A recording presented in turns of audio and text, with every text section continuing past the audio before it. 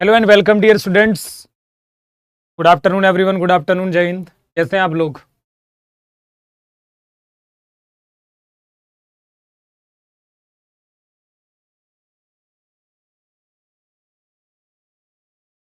कैसे हैं आप लोग? पढ़ाई सही चल रही है? पढ़ाई सही चल रही है? बताओ कैसी चल रही है पढ़ाई? रिवीजन हो रहा है कि नहीं? मैंने आपसे बोला है क्योंकि आप अपने रिवीजन पर ज़्यादा फोकस करें, बजाय कि बहुत ज़्यादा क्लासेस के रिवीजन ज़्यादा फोकस करें। जो पढ़ा है PYQ लगाएं, प्रीवियस ईयर क्वेश्चन ज़्यादा से ज़्यादा लगाएं। ठीक है, वो आपको पता लग गया होगा, जो 2 टेस्ट आपने दिया होगा उसमें बहुत सारे क्वेश्चंस तो PYQ के थे। यदि वो नहीं आ रहे हैं तो इसका मतलब PYQ भी नहीं लगाया हो आप, तो अच्छे से लगाइए। ठीक है, कैसी है? कोई दिक्कत परेशानी बताओ, कोई दिक्कत है बताओ।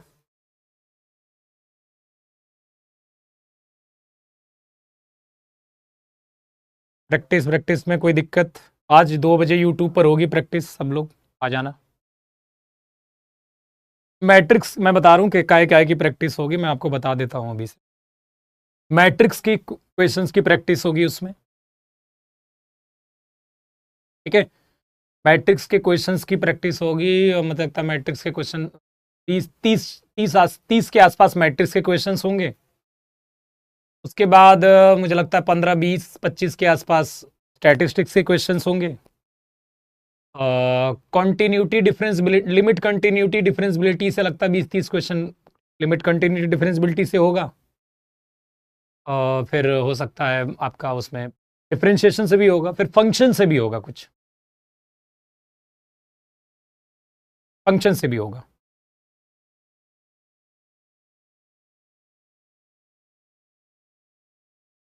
हाँ, इंटीग्रेशन, कल इंटीग्रेशन की पूरी प्रैक्टिस करा देता हूं मैं। ठीक है, कल इंटीग्रेशन पूरा करा देता हूं, यूट्यूब पर आइएगा, कल पूरा इंटीग्रेशन की करवा देंगे बस। और बताओ कोई समस्या? एप्लीकेशन ऑफ डेरिवेटिव की भी चाहिए, थोड़ी प्रैक्टिस करवा देता हूं मैं आपको। यार बायोलोमियल में करवा के रखा है, कितना करवाएंगे एक ही चैप्टर? जो नहीं चैप्टर कराया मुझे उसके बारे में बताओ। तुम ये भूल गए हो कि मैं पहले से प्रैक्टिस कराते आया हूं, शुरू से ही, और जो लेक्चर्स भी चले हैं उनमें भी मैंने प्रैक्टिस करवाई है, उसको तुम भूल जाते हो।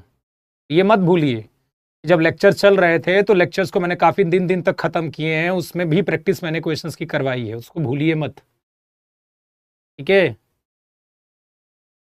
ये नहीं वो वाली कि तुम कहानी कर रहे हो कि जैसे कि मान लो कि कई लोग होते हैं जिनके जीवन में बहुत योगदान होता है, जब वो बड़े हो जाते हैं तो पूछे पीछे योगदान भूल जाते हैं, फिर वो एट ए टाइम देखते हैं कि मेरे साथ कैसा है। वो वाला काम मत करो, इतना पीछे मैंने करवाया है, वो भी रिवीजन करने की जरूरत है आपको। यूट्यूब चैनल का नाम ही नहीं पता है भैया, कहाँ थे अब तक यार? हैं, KGS defence.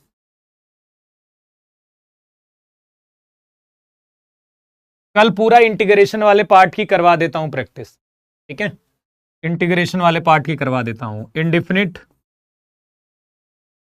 Definite, area bounded और डिफरेंशियल इक्वेशन। ठीक है, चलेगा ना? कोई दिक्कत? चारों की कल करवा दूं मैं?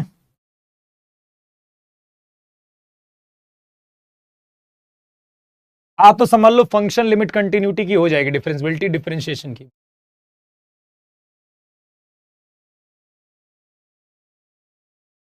कल करवा दें इसकी?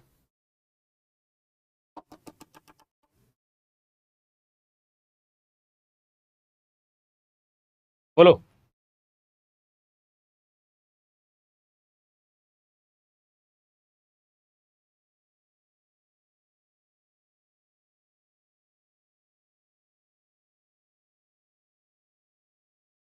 मैट्रिक्स डिटरमिनेंट की आज खूब प्रैक्टिस होगी यूट्यूब पर 2 बजे। यहां भी मैं कुछ करवा देता हूं क्वेश्चंस की। अरे ट्रिग्नोमेट्री की प्रैक्टिस करवा दी यार, सारे क्वेश्चन मैं ही करवा दूंगा तो कैसे काम चलेगा? आप खुद भी तो करिए। सारे क्वेश्चंस मैं ही करा दूंगा तो काम नहीं होगा ना। ठीक है, सारे मैं ही करवा दूंगा तो फिर अच्छी बात नहीं है ये।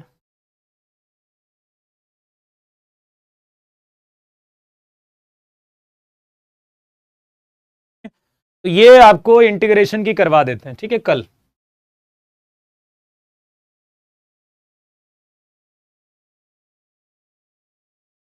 ओके चलो फिलहाल कुछ मैट्रिक्स डिटरमिनेंट, देखो मैट्रिक्स डिटरमिनेंट एक ऐसा चैप्टर है जिसमें मैट्रिक्स डिटरमिनेंट एक ऐसा चैप्टर है जिसमें कि क्वेश्चंस जो है ना वो टफ, यदि बहुत ज्यादा टफ नहीं आते हैं तो फिर उसके क्वेश्चंस जितने भी आएंगे, जैसे 7-8 क्वेश्चन आते हैं तो समझ लीजिए 4-5-6 क्वेश्चन आपसे लग जाएंगे आसानी से।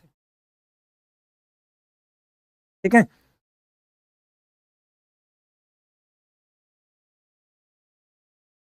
चलिए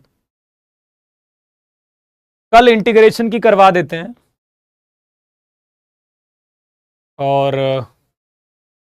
एक बात बताओ, तुम्हारी मॉर्निंग में कोई क्लास होती है क्या? मॉर्निंग में क्लास होती है क्या कोई?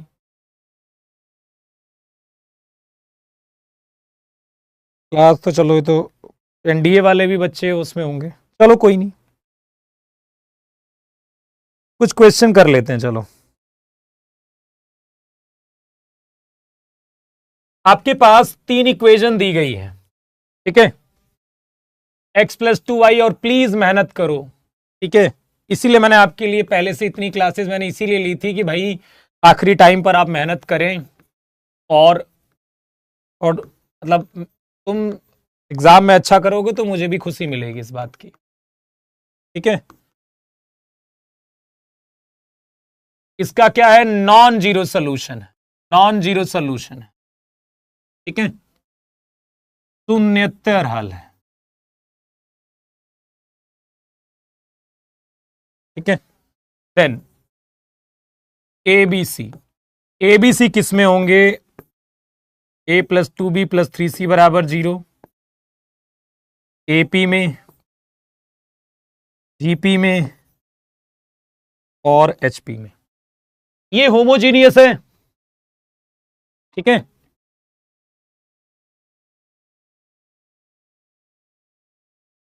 क्या कम हुआ है बताओ ना, क्या कम हुई है? अच्छा तुम्हें बस जिसकी प्रैक्टिस लगती है कि कम हुई है मुझे बता दो, ठीक है, मैं आपको करा देता हूं। जिसकी कम लग रही है, जिसकी कम, एक तो एओडी की नहीं हुई है अभी, एप्लीकेशन ऑफ डेरिवेटिव की, वो मुझे याद है। संडे को तो नहीं होगी क्लास, संडे को तो टेस्ट है, टेस्ट देना अच्छे से। देखो इतनी जल्दी कोई जीपी बता रहा है, जीपी गलत है, सो प्लीज इतनी जल्दी मत बताया करो जब तक आंसर ना आए, निगेटिव से बचिए प्लीज, रिक्वेस्ट है मेरी, निगेटिव से बचो, अपनी मर्जी से तुरंत मत बता दिया करो, इतना फटाफट आंसर नहीं आता। आप आप मेरी बात पे विश्वास कर रहे होगे, आज भी कर रहे होगे, मैं हमेशा कहता हूं कि भैया आप इस बात की चिंता मत करिए यार कि आपको 120 क्वेश्चन करने हैं, टाइम कम पड़ेगा। आप देखिए नंबर नहीं आ रहे बच्चों के, नंबर नहीं आ रहे हैं बच्चों के, एनडीए में कहां नंबर आ रहे हैं, कितना मैथ्स में नंबर पा रहा है पूरा दिन, शुरू से अंत तक यदि बच्चों के नंबर उठाओगे आप तो मुझे तो आपको भी देख के लगेगा कि 200 सुपर शायद ही कोई बच्चा पाया है। फिर जो 400 नंबर बच्चे पाकर 100 रैंक लाए हैं, वो बच्चा मैथ्स में 250 पा गया होगा, मतलब सोचिए 200 प्लस बहुत कम बच्चों के नंबर आते हैं।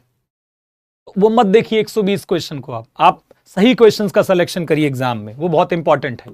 तो क्योंकि ये होमोजीनियस वाली इक्वेशन है, क्योंकि ये होमोजीनियस वाली इक्वेशन है, इसका नॉन जीरो सोल्यूशन तब मिलता है जब डिटर्मिनेंट क्या होता है, जीरो, ठीक है। डिटर्मिनेंट ए क्या हो जाता है, जीरो के बराबर, या फिर डी बराबर जीरो, क्रैमर रूल से बात करें तो डी बराबर जीरो होना चाहिए, ठीक है। तो डी बराबर जीरो करिए अब यहां पर 1 2a, तो या तो फिर कल ज्योमेट्री की करवा दे, बताओ, straight line, circle, vector, 3D, किसकी करवा देते हैं बताओ। अब या तो आपके पास ये ऑप्शन है, या तो ऑप्शन है आपके पास इंटीग्रेशन का, यूट्यूब पर मिलेगी क्लास देखने को, बताइएगा आप जो कहोगे, इंटीग्रेशन वाला पार्ट या फिर ये, क्योंकि 2 दिन मेरा उद्देश्य है, एक कल है और एक मंडे को है, 2 दिनों में मैं एक दिन ये करवाऊंगा और एक दिन ये करवाऊंगा।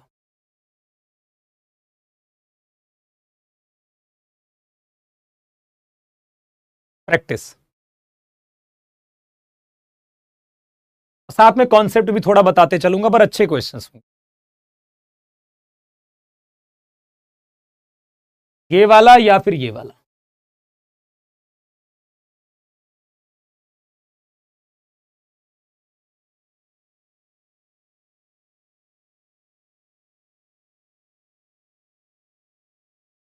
पहले ये वाला करवा देता हूं मैं, पहले ये वाला।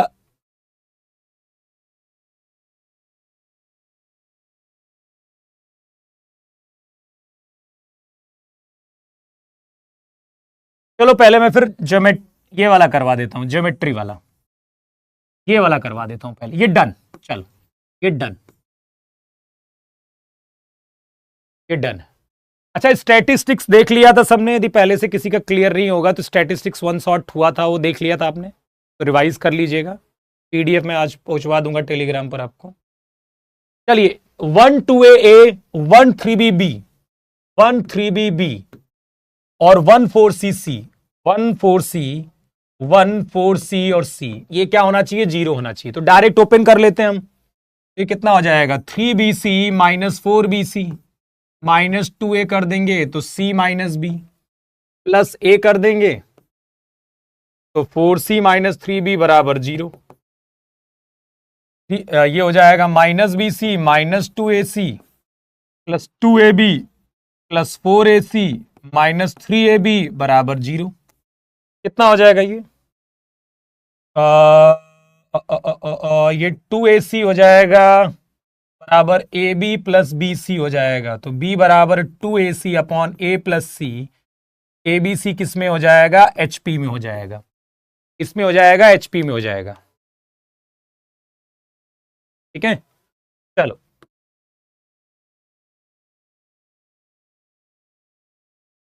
Number of 3x3 non singular matrix of order 3x3, ठीक है, या फिर ऑर्डर 3 और नंबर और सॉरी पहले से ठीक है। Matrix number of 3x3 non singular matrix है विथ 4 एंट्रीज। जो 4 एंट्रीज होनी चाहिए वो 4 entries as one, all other entries are 0। ठीक है, तो ये बताना है 3x3 व्युत्क्रमणीय आव्यूह।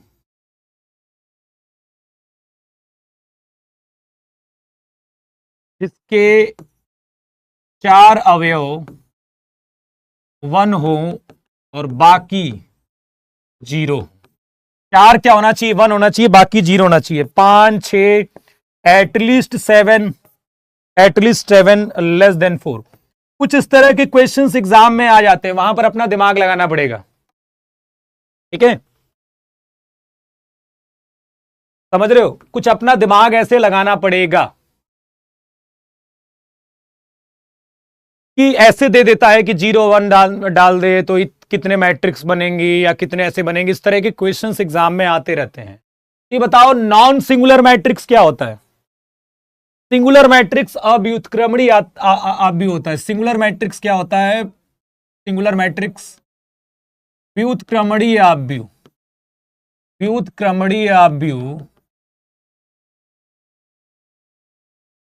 ठीक है, व्युत्क्रमणीय आव्यूह होता है। ठीक है, और उसमें क्या होता है बताइए? व्युत्क्रमणीय आव्यूह होता है और वहां क्या होता है? डिटरमिनेंट, सॉरी अव्युत्क्रमणीय, व्युत्क्रमणीय लिख दिया मैंने, अव्युत्क्रमणीय। डिटरमिनेंट क्या होता है? 0। और नॉन सिंगुलर मैट्रिक्स होता है व्युत्क्रमणीय आव्यूह, डिटरमिनेंट नॉन 0 होता है। डिटरमिनेंट नॉन, जब भी आप आंसर लगाएंगे एग्जाम में, आपके पास सही प्रूफ होना चाहिए, नहीं तो मत लगाना प्लीज। हर क्वेश्चंस का आंसर नहीं दिया जाता एग्जाम में। आपको नहीं आ रहा है छोड़ दीजिए, लेकिन गलत मत दीजिए। जैसे इसका आंसर यदि किसी को नहीं आ रहा है, क्वेश्चन छोड़ दो, पर गलत मत कुछ भी बता दो। अब देखिए, नॉन सिंगुलर होना है तो डिटरमिनेंट नॉन 0 होना है, तो 4 एंट्रीज आपको 1 लेनी है। यदि मैं डायगोनल में 1 ले लूं तो क्या बताओ, इसका डिटरमिनेंट कभी 0 आएगा? यदि मैं डायगोनल में 1 ले लिया, अब चाहे मैं यहां पर बाकी जगहों पर 0 लिखूं 1 लिखूं, क्या ये कभी डिटरमिनेंट 0 आएगा बताओ? यदि मैं डायगोनल में 1 ले लिया, बाकी कितनी एंट्रीज बची? 1 2 3 4 5 6 एंट्रीज बची। इन 6 एंट्रीज में एक 1 डाल दूं, ये जो 6 एंट्रीज हैं इनमें मैं एक 1 डाल दूं तो 4 1 हो जाएगा और बाकी जगहों पर 0 डाल दूं तो क्या ये डिटरमिनेंट कभी 0 आएगा? नहीं आने वाला। देखिए, यदि इन दोनों जगहों पर 0 भी हो गया तो भी इसका डिटरमिनेंट कभी 0 नहीं आएगा। अब दोनों जगहों पर 1 हो जाएगा तब आएगा, लेकिन दो जगहों पर 1 तो हो ही नहीं सकता है, क्योंकि तीन 1 तो मैं पहले ही ले चुका हूं। मैं 4 1 ले सकता हूं, 4 एंट्रीज 1 होनी चाहिए। ठीक है, तो इन बाकी ये जो 6 जगहें बची हैं, 6 जगहों पर मैं क्या रख सकता हूं? एक 1 रख सकता हूं, बाकी 5 0 रख सकता हूं। मैं क्या कर सकता हूं? एक 1 रख सकता हूं और 5 जीरोज रख सकता हूं मैं। तो क्या उसमें कभी, उसमें बताइए, इस तरह की जितनी भी मैट्रिक्स बनेगी, क्या उस मैट्रिक्स नॉन सिंगुलर नहीं होगी? उसका डिटरमिनेंट नॉन जीरो नहीं होगा? होगा।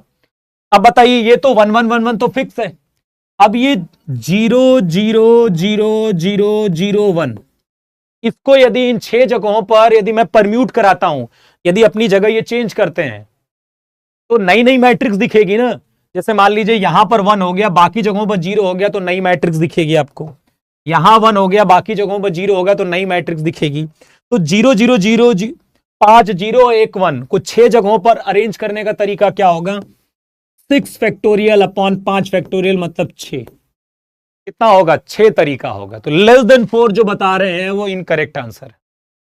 6 तो यहीं से बन गए भाई, 1 1 1 फिक्स है, बाकी 6 जगहों पर ये 0 0 0 0 0 5 बार 0 1 1 कितने तरह से परम्यूट हो सकता है। जितने तरीके से परम्यूटेशन होगा, इसका अरेंजमेंट होगा, उतनी नई मैट्रिक्स दिखेगी आपको, और उन सब क्या होंगी? नॉन सिंगुलर होंगी। यही नहीं, और सुनिए, यदि आपने यहां 1 डाल दिया और यहां 1 डायगोनल में 1 डाल दिया, तो डायगोनल तो वैसे नहीं बोलते हैं, लेकिन यहां पर भी 1 डाल दिया आपने, और बाकी जगहों पर आप क्या डाल रहे हो? बाकी जगहों पर भी कुछ डालोगे तो वो 0 नहीं आएगा। यदि बाकी जगहों पर, तो 6 से तो जा रहा, कम से कम 7 होगा। ये 6 भी नहीं होगा आंसर, कम से कम 7 होगा, क्योंकि यदि आपने यहां 1 डाल दिया है तो फिर इस तरह की भी जो मैट्रिक्स बनेंगी, चाहे यहां पर 0 डाल दो, देखो 0 0 0, एक तो 1 डालना ही पड़ेगा आपको। क्या इसका डिटरमिनेंट 0 आएगा? चेक कर लीजिए, 1 के करस्पॉन्डिंग ओपन करो, दिस इंटू दिस, कहां 0 आया? अब बताओ, यदि ये 1 यहां ना होकर, यदि ये 1 यहां होता और यहां 0 होता, तब भी तो इसका डिटरमिनेंट नॉन 0 आता। तो इससे 7 12 तो यही बन जाएंगी, एटलीस्ट 7, कम से कम 7। थोड़ा ध्यान रखिएगा, ऐसे क्वेश्चन है जो दिक्कत कर सकते हैं एग्जाम में। पर मेरी बात मानिए, मैं आपको एक सही आसान तरीका बताता हूं, लेकिन उसके लिए मैक्सिमम चैप्टर आपके पढ़े होने चाहिए। यदि आपके ज्यादा से ज्यादा चैप्टर पढ़े हुए हैं, तो हर चैप्टर के वो प्रॉब्लम जो पीवाईक्यू में ज्यादा बार पूछी गई है, कॉन्सेप्ट जैसे हर चैप्टर में मेन होता है, उनको जरूर पढ़ लीजिए। और जब भी पेपर में आएगा तो आप उन क्वेश्चंस को देखिएगा जो आसान आसान टॉपिक्स हैं, वो आपको मिल जाएंगे। और आपको कम से कम 40 क्वेश्चन वो ढूंढने हैं, और वही एग्जाम में सटीक एक्यूरेसी के साथ करके आना है, और एग्जाम मैथ्स में निकल जाएगा आपका अच्छा खासा।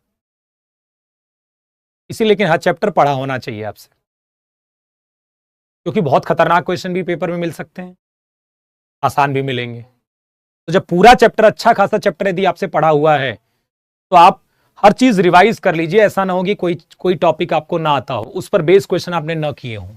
ठीक है, तो बेसिक प्रॉब्लम्स भी एग्जाम में आएंगी जो एकदम सीधी सीधी होंगी, फॉर्मूला बेस्ड होंगी, इसलिए कोई फॉर्मूला छूटा ना हो, सब कुछ हो। सब कुछ मैं ही करूंगा ना, यही तो दिक्कत है कि सब कुछ मैं करूंगा, तो तुम एग्जाम में तुम्हारे लिए कुछ नहीं हो पाएगा बेटा। खुद देखिए, खुद करिए, अपनी स्ट्रेंथ पहचानिए, आपको कितना आता है, आपको कौन सा चैप्टर आता है। हर चीज टीचर नहीं कर सकता, क्योंकि मैं आपके सामने नहीं खड़ा हूं। यदि आप मेरे साथ बगल में खड़े होते और मुझे पता होता कि आपकी क्या क्या इंडिविजुअल समस्याएं हैं, तो फिर जरूर उसकी समस्या का समाधान थोड़ा था। अभी आपको खुद देखना है। ठीक है, मैं आपको बताऊंगा 10 मिनट में एक क्वेश्चन समझाऊंगा, उतने देर में आप 5 क्वेश्चन लगा चुके होंगे खुद से। ए बराबर आपको मैट्रिक्स दी गई है 2b1 बी स्क्वायर प्लस 1 और B 1b2 B greater then 0 है, तो minimum value of determinant of A by B बताना है। √3 माइनस 2√3 माइनस √3 2√3।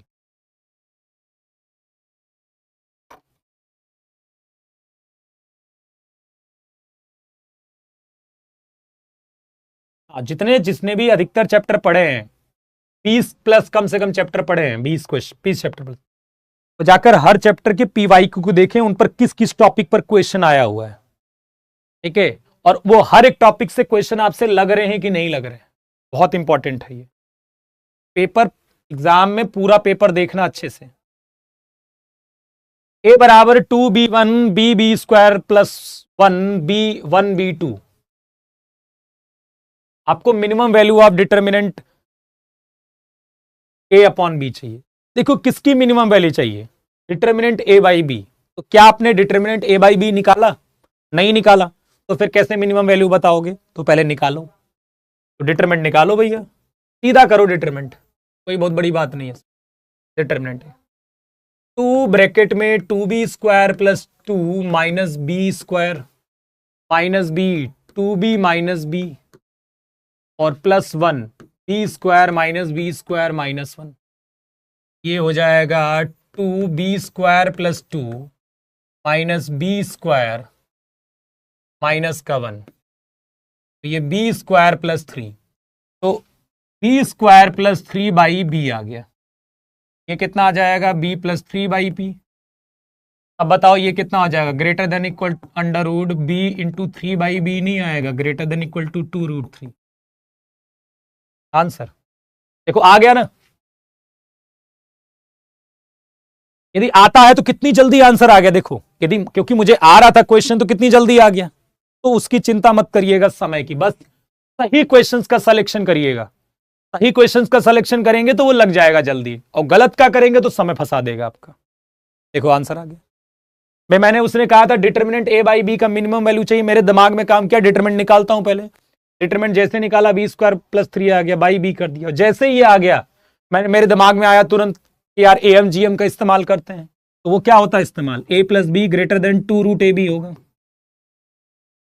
ए plus b greater than 2√ab होगा। एडमिट कार्ड क्यों नहीं आया अभी तक? अरे यार एडमिट कार्ड के पीछे मत पड़ो, आने दो, नहीं आने, जब भी आएगा आएगा।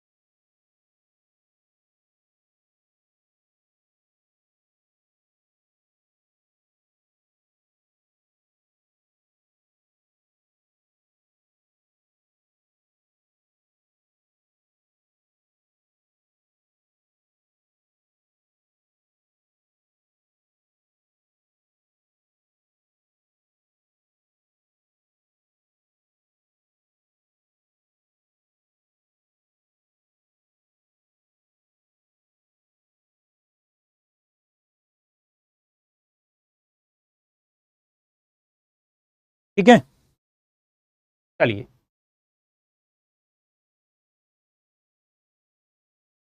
देखिए, कभी भी जब बड़ी पावर निकालते हैं ना, तो मैंने बार बार आपको उस समय भी चिल्लाया था, मैं आपको चिल्ला के बार बार बता रहा था कि जब बड़ी पावर निकालते हैं तो क्या करते हैं, क्या करते हैं बताइए? बड़ी पावर निकालते हैं तो क्या करते हैं? जब कभी भी आपको बड़ी पावर निकालना होता है तो 2 या 3 बार इंटू करके अंदाजा लगा लेते हैं। ठीक है, तो एक बार ए स्क्वायर निकालिए, अंदाजा लगाइए, cos alpha minus sine alpha cos sine alpha cos alpha, cos alpha minus sine alpha sine alpha cos alpha. ठीक है, क्या होगा इसका into cos square alpha minus sine square alpha cos 2 alpha minus sine 2 alpha sine 2 alpha cos 2 alpha. ठीक है, तो देखो ए आपका ऐसा है, ए स्क्वायर क्या आ गया, जब ए स्क्वायर आपने निकाला तो हर जगह 2 2 2 2 आ गया। तो जब हम ए की पावर 32 निकालेंगे तो cos 32 alpha minus sine 32 alpha, sine 32 alpha और कॉस 32 अल्फा बराबर 0 माइनस 1 1 0 आएगा। तो देखो इसका मतलब ये हुआ कि कॉस 32 अल्फा बराबर 0 होगा और साइन 32 अल्फा बराबर 1 होगा। अब कॉस 90 0 होता है और साइन 91 होता है, इसलिए 32 अल्फा जो होगा वो 90 के बराबर होगा। कॉस 90 0 होता है और साइन 91 होता है, इसलिए 32 अल्फा 90 के बराबर होगा। तो अल्फा हो जाएगा पाई बाई 64। अल्फा कितना हो जाएगा, पाई बाई 64। अल्फा क्या हो जाएगा, पाई बाई 64 हो जाएगा। ठीक है, आ गया फटाक से आंसर, मजा आ गया। चलिए अब देखिए इन्हीं पर क्वेश्चंस बनाने वाला देखिए कितने, अब देखिए ये सारे क्वेश्चन शायद मैंने आपको उस समय नहीं करवाए थे, लेकिन क्या ये लग रहे हैं तो उसमें कॉन्सेप्ट नहीं लग रहा है, भाई लगेगा। बनाने वाला तो नया क्वेश्चन बनाते रहेगा, उसको तो हम नहीं रोक सकते, पर हम ब्लेम तो नहीं दे सकते कि तुमने तो यार नए क्वेश्चन दे दिए उठा के एग्जाम में, तो ब्लेम तो नहीं कर सकते हम उसे, वो तो कुछ भी कर सकता है। तो ये ध्यान रखिए, मस्त लगाइए, कोई दिक्कत नहीं।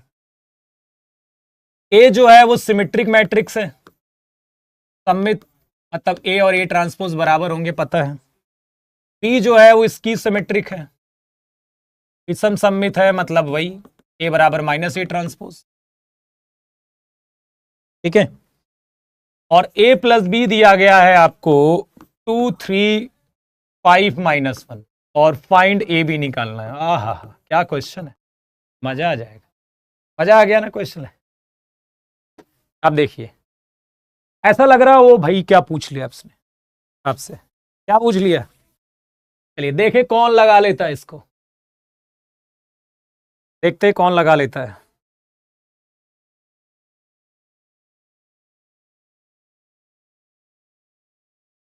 दस मिनट और चलेगी क्लास आपकी, क्योंकि फिर 2 बजे से यूट्यूब पर भी क्लास है।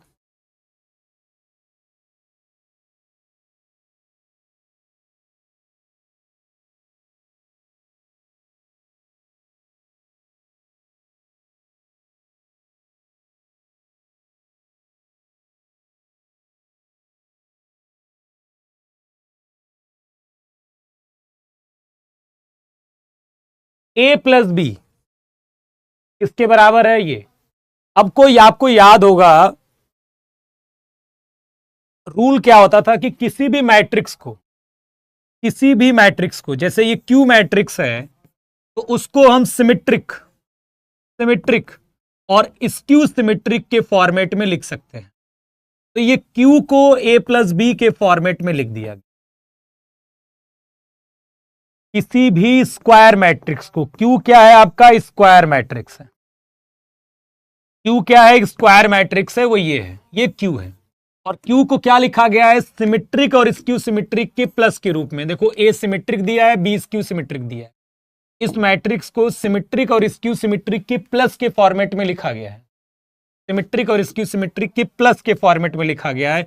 इसका मतलब ये जो ए होगा वो 1/2 क्यू प्लस क्यू ट्रांसपोज होगा, और ये जो बी होगा वो 1/2 क्यू माइनस क्यू ट्रांसपोज। क्या आप एग्री करते हो इस बात से, क्या आप एग्री करते हो इस बात से। वहां पर हम ए को लिखते थे, ए को लिखते थे तो बी प्लस सी के फॉर्मेट में। तो ये बी एक्चुअली में कैसे आता था, 1/2 इसी मैट्रिक्स और ये ट्रांसपोज आता था, और सी क्या आता था, 1/2 ए माइनस ए ट्रांसपोज। तो भाई ए मैट्रिक्स को सिमेट्रिक और स्क्यू सिमेट्रिक के फॉर्मेट में लिखा गया है, तो ये सिमेट्रिक स्क्यू सिमेट्रिक पार्ट इसी तरीके से तो मिलता था। तो जब इस मैट्रिक्स को सिमेट्रिक और स्क्यू सिमेट्रिक के फॉर्मेट में लिखा गया है तो इसको मान लेते हैं हम क्यू के बराबर। इसका मतलब ये जो ए होगा वो 1/2 क्यू प्लस क्यू ट्रांसपोज होगा, और बी क्या होगा, 1/2 क्यू माइनस क्यू ट्रांसपोज होगा। और जैसे ही ये मिल जाएगा ए और बी इंटू कर दोगे आप, सिंपल। मैं आपको तरीका बताता हूं ज्यादा कैसे पढ़ते हैं, आपको पता लग गया। ये करने आपको आता है तो ये मैट्रिक्स का ट्रांसपोज ऐड कर लोगे, 2 से डिवाइड कर लोगे, फिर मैट्रिक्स दोनों आ जाएंगी, दोनों का इंटू कर लोगे, छोड़ दो, आगे बढ़ो। इस तरह से आप मैक्सिमम क्वेश्चंस को अभी सॉल्व कर पाओगे। जो लग रहा है कि अब यार इसमें शायद कंफ्यूजन है, तो वहां पर आप उसे कर लीजिए। जैसे कि इसके बाद आप इतने इसमें कर सकते हो। जहां पर ऐसा लगे कि यार इसके बाद नॉर्मल सी कैलकुलेशन है, मैं कर लूंगा, तो अब के समय, क्योंकि इधर आप 10 दिन के अंदर बहुत ज्यादा अपनी कैलकुलेशन में सुधार नहीं कर सकते, जितनी आपकी स्पीड है लगभग उतनी ही रहेगी। आप क्या कर सकते हो, मैक्सिमम क्वेश्चंस को सॉल्व करने का तरीका ये कि कई बार हम पूरा ना कर हमें पता है कितना कर सकते हैं, तो हम जहां हमें डाउट लगे वो हम कर सकते हैं। फिर उसे जहां डाउट लगे कि यार पता नहीं आएगा कि नहीं आएगा, तो वहां पर आप एक बार करके जरूर देख लें, बाकी आपके ऊपर है। ठीक है, चलिए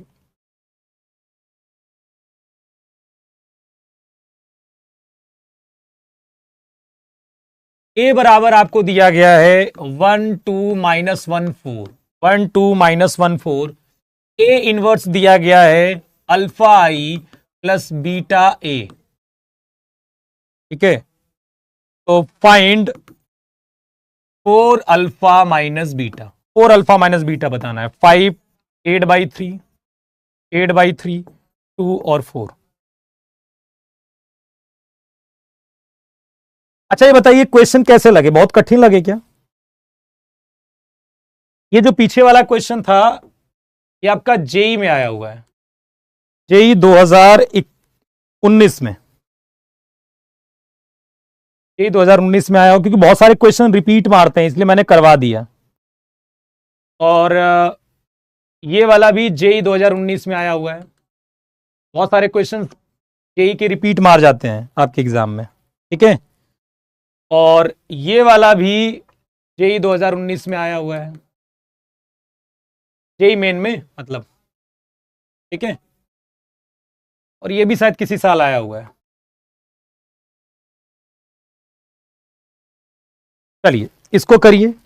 और ये जो क्वेश्चन है ये आया हुआ है 2021 में, यह 2021 में, JEE 2021। cos 2 अल्फा कैसे, cos square alpha minus sine square alpha cos 2 alpha नहीं होता बेटा। cos अब इंटू करना तो जानते होगे ना इस स्टेज पर, cos square cos alpha cos square alpha minus sine square alpha cos square minus sine alpha cos 2 alpha होगा यार। चलिए अब आपको क्या लग रहा है कि a inverse alpha I plus b a के बराबर है, और आपको ये बताना है, तो ये बताना है तो अल्फा और बीटा तो निकालना पड़ेगा ना आपको। और निकालने के लिए क्या करोगे, ये वाला इक्वेशन है, तो पहले आप इसका ए इनवर्स निकालिए। तो ए इनवर्स क्या होता है, adjoint a upon determinant of a होता है। डिटरमिनेंट कितना है इसका, 4 + 2 कितना हो जाएगा 6। डिटरमिनेंट कितना हो जाएगा 6। एडजॉइंट कैसे मिलेगा, इन दोनों को चेंज कर लीजिए, 4 1 और यहां माइनस साइन लगा दीजिए, तो ये 1 हो जाएगा और ये कितना हो जाएगा -2 हो जाएगा। तो ये आ गया आपका ए इनवर्स। कितना हो जाएगा ये 4/6 -2/6 1/6 1/6 बराबर अल्फा आई मतलब अल्फा 1001 और प्लस बीटा ए कितना है 1 2 -1 4। तो आप तुलना कर लीजिए बस, इधर क्या है 2/3 है, ये वाला 2/3, इधर क्या आएगा अल्फा इंटू 1 और बीटा इंटू 1, तो अल्फा प्लस बीटा आ जाएगा 2/3। और बताओ, ठीक है, अब अल्फा का 0 में होगा तो 0 हो जाएगा, और बीटा का 2 में होगा तो 2 बीटा हो जाएगा, और ये 2 बीटा क्या हो जाएगा -2/6 के बराबर, -1/3 के बराबर, तो बीटा हो जाएगा -1/6। बीटा हो गया -1/6, यहां उठा के रख दीजिए, 2/3 + 1/6 बराबर अल्फा, कितना हो जाएगा ये 5/6 हो जाएगा अल्फा, यदि मेरी कैलकुलेशन सही है तो। अब आपको 4 अल्फा माइनस बीटा निकालना है, तो 5/6 - 1/6 कितना हो जाएगा 4 × 4/6 कितना हो जाएगा ये 16/6, तो कितना हो जाएगा 8/3। देखो आ गया।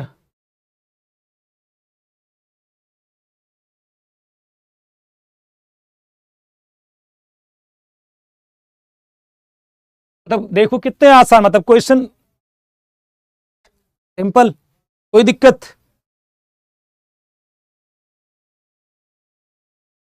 एक बार चेक कर लो कहीं कैलकुलेशन मेरी गड़बड़ तो नहीं है, शायद कैलकुलेशन गड़बड़ है ना मेरी कहीं, 8/3 नहीं आ रहा होगा ना शायद। एक बार देखो कहीं गड़बड़ है क्या, कुछ तो गड़बड़ कर दिया मैंने लग रहा। क्या कर दिया गड़बड़? 8/3 नहीं आ रहा, 4 आ रहा है क्या?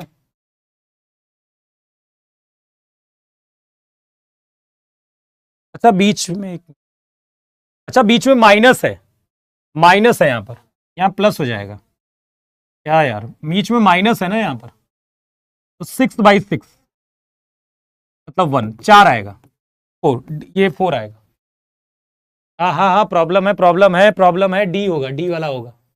ये देखो ये बीच में अल्फा माइनस है ना, बीटा -1/6 था ना, बीटा -1/6 था, और एक माइनस पहले से था तो +1/6 हो जाएगा।